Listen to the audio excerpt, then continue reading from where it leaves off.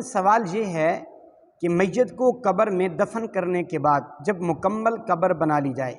لوگ چلے آئیں تو اس کے پیچھے قبر پر اذان دینا یہ شرعاً جائز ہے یا نہیں؟ سوال کو دوبارہ دہراتے ہیں۔ میت کو قبر میں دفن کر دیا گیا، اس کی قبر کو مکمل بنا دیا گیا، لوگ چلے آئے، وہاں ایک مرد کھڑا ہوا، اس نے قبر پر کھڑے ہو کر اذان دی، تو کیا ایسا کرنا شریعت میں جائز ہے یا نہیں؟ سب سے پہلی بات تو یاد رکھ لیجئے، اللہ کے رسول صلی اللہ تعالیٰ علیہ وسلم ارشاد فرماتے ہیں، جب میت کو قبر میں رکھ دیا جاتا ہے، اس کی قبر کو مکمل بند کر دیا جاتا ہے اور لوگ چلے آتے ہیں، اس کے بعد آتا ہو ملکانے، دو فرشتے آتے ہیں جو اس کو پکڑ کر بٹھاتے ہیں، پھر اس سے وہ سوال کرتے ہیں۔ سوال کیا ہوتا ہے کہ اللہ تعالیٰ کے بارے میں بتا کہ تیرا رب کون ہے۔ اس وقت کیا ہوتا ہے جب یہ سوال کرتے ہیں؟ تو امام اجل امام سفیان ثوری رضی اللہ تعالی عنہ کا مقدس قول یہ روایت کرتے ہیں، حضرت امام ترمذی رحمۃ اللہ تعالی علیہ اپنی کتاب نوادر الاصول کے اندر فرماتے ہیں کہ جب فرشتے یہ سوال کرتے ہیں تو اس وقت شیطان قبر میں داخل ہو جاتا ہے اور وہ یہ کہتا ہے کہ انی انا ربک، کہ میرا نام کہہ دے کہ میں ہی تیرا رب ہوں۔ شیطان قبر میں جا کر انسان کو بہکانے کی کوشش کرتا ہے اور اپنی طرف اشارہ کرتا ہے کہ انی انا ربک، میں تیرا رب ہوں، میرا نام ہی کہہ دے۔ تو اس وقت جب یہ بہکانے کی کوشش کرتا ہے،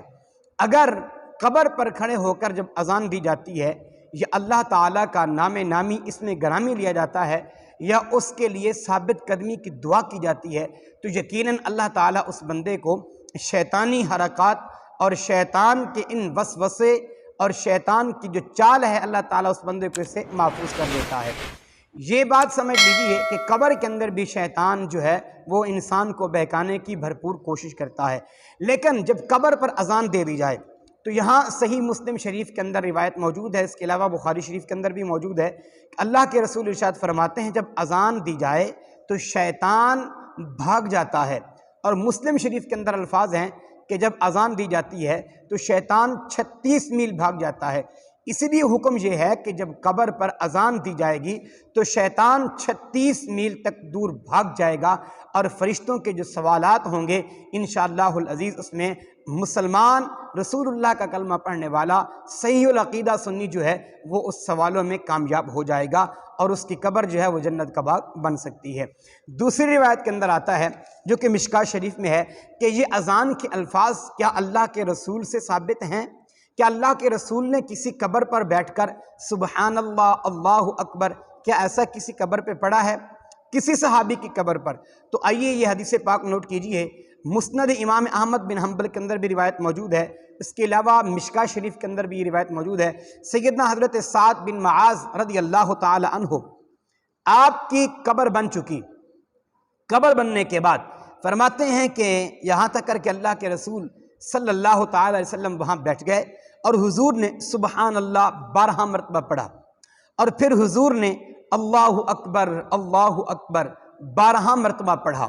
فرماتے ہیں کہ جب واپس آ گئے تو صحابہ کرام نے عرض کیا فداک ابی و امی یا رسول اللہ، آقا یہ کیا وجہ تھی کہ آج ہم نے یہ دیکھا کہ آپ نے قبر پر بیٹھ کر سبحان اللہ بھی پڑھا اور اللہ کی تکبیر بھی پڑھی، اللہ اکبر بھی کہا، تو یہ تکبیرات پڑھنا اور یہ رب کی تسبیح پڑھنا اس کی کیا وجہ تھی؟ تو میرے رسول پاک صاحب الاولاق صلی اللہ تعالیٰ علیہ وسلم نے ارشاد فرمایا، میرے غلاموں، یہ قبر کے اندر جو ہمارے غلام تھے ان کی قبر تنگ ہو چکی تھی، اور ہمارے یہ تسبیحات و تکبیرات پڑھنے کی وجہ سے حتی فرجہ اللہ تعالیٰ نے اس کی قبر کو کھول دیا۔ تو یہ الفاظ قبر پر پڑھنا ڈائریکٹلی نبی علیہ السلام سے ثابت ہیں، اگر پڑھنا ناجائز ہوتا تو مصطفیٰ کریم علیہ السلام سے ثابت نہ ہوتا۔ اذان میں بھی تو بار بار اللہ اکبر پڑھا جا رہا ہے، اور اسی طرح اذان کے اول میں بھی تکبیر پڑھی جا رہی ہے، اذان کے آخر میں بھی تکبیر پڑھی جا رہی ہے، اور اسی طرح قبر کے اندر